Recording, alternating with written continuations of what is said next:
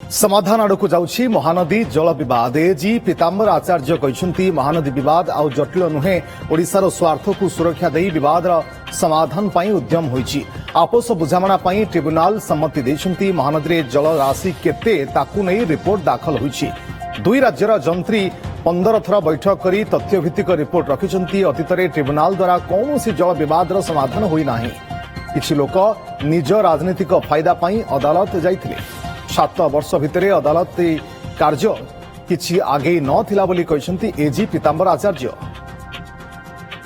महानदी जल समस्या रे ये सरकार जो आभिमुख्य ग्रहण कले गत पाखापाखि 1.5 वर्ष ऊर्ध्व समय है ताकू एक समाधान रास्ता रे वर्तमान आमे जाउछु। तेणु ट्राइब्यूनाल को मु धन्यवाद देवी।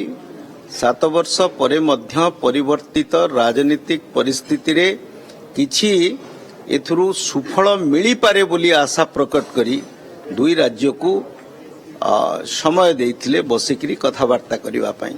ये प्रस्ताव ओडिशा सरकार तरफरु माननीय मुख्यमंत्री सहित कथावार्ता कला परे आम ऑफिसर मानकू ये बाबद रे विशद भाव रे बुझेइबा परे आमे ही निष्पत्ति नै थिलु एवं सेथिरे सुफल मिलिलानी।